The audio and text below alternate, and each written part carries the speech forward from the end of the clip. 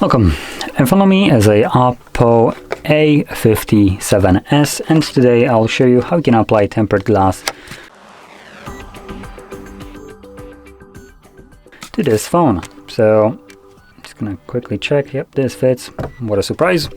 So I'll be using a tempered glass for Samsung, but because all these devices, meaning these kind of like budget mid-range trash phones that are basically carbon copy of one another, are using also the same kind of display size, which is 6.5, which allows me to basically get away with using the same kind of tempered glass for basically all the phones. OPPO, Realme, Vivo and all that, they're all the same basically. So this fits on it without a problem. And now to quickly go over the application of tempered glass, I'm gonna just describe it before I actually do it. So the way I will do it, which you'll also see, as once I peel off this little one, which will reveal a sticky side, I'll then kind of pinch it from both sides, start off from at an angle from the top of the phone.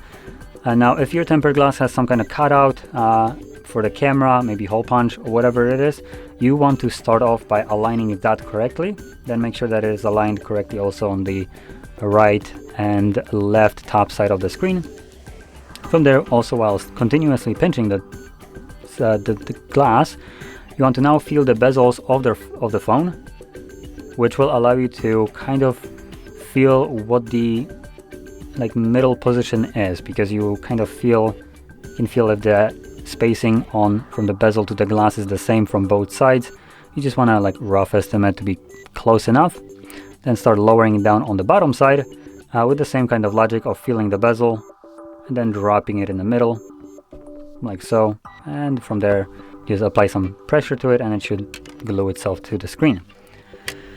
Now prepping your actual screen for the application, with the tempered glass you also get one of these garbage things, which is a dry and wet wipe. Quite possibly your wet wipe might be dry as well, depending on how long this tempered glass was laying on a shelf. They do evaporate after some time.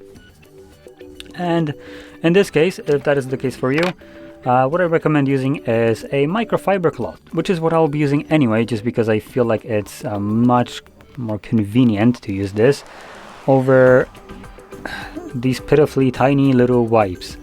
Now keep in mind, this is one of the cheapest tempered glasses I can find. The tempered glass itself is pretty good. The little wipes here are just absolutely abominable. And in certain cases, depending on how much you fork out, I guess, some tempered glasses do come with sticky stickers, which you can just peel off and then use to kind of stick to the display to get rid of dust. I'll be doing that without it because I don't have it.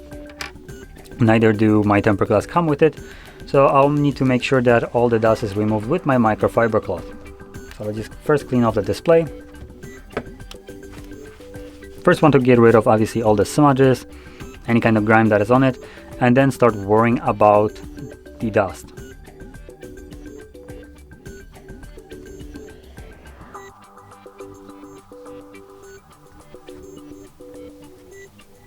I think it's good enough.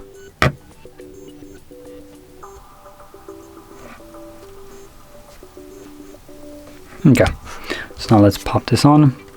There's a couple tiny little dust fibers, but hopefully they won't cause any problems. So like I said, I'm gonna start off from the top. Let's align it correctly. Go, feels good enough. Let's lower it now. There we go. And this is basically spot on. Now you can see that it's not gluing just yet, so I'm gonna apply some pressure.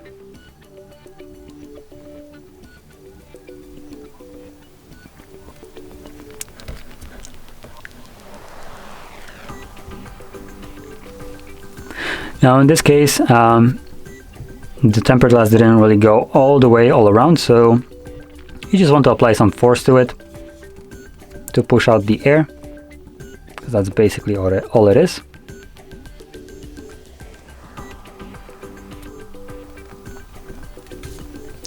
Now you might encounter some really annoying ones, like I do in this case. Let me just clean it off just so I can see it a little bit better. So in this case, as you can see, even pressing the thing, the tempered glass didn't really remove it. There is no dust under it. It's just air that is trapped. The curvature of the display or bezel somehow might be getting in the way. So in this situation, I'm just gonna pry it back up. You want to do it really carefully. There we go. So I'm just gonna try to put it in the, oh, there we go. Come on.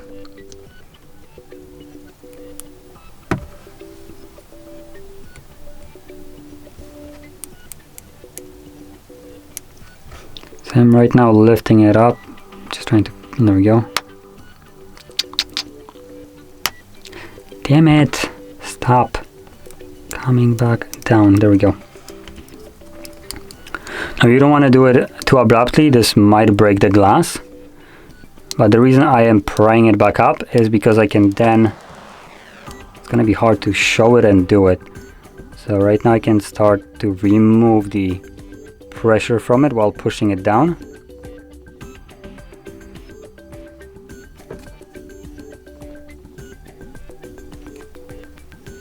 Okay, so the air bubbles that were like right here and here are now gone. All I need to do is just fix this up, which I can do easily by just lifting up this tiny little portion while pressing right here. There we go. You can see it's basically gone. And now same thing goes for the bottom side, so I'm just gonna repeat the process. Yeah, I'm gonna try to align. Let's see if I can make the light shine correctly. Oh, there we go. Now I'm gonna keep this light kind of in the way, but at least you can see this portion right here.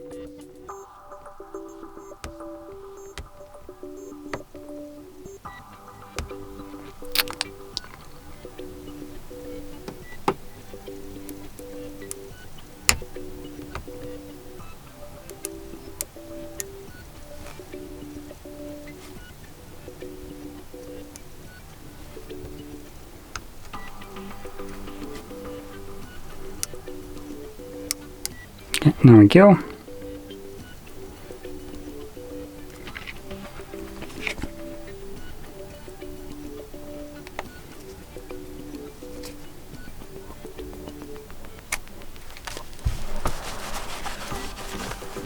And voila, it's now gone.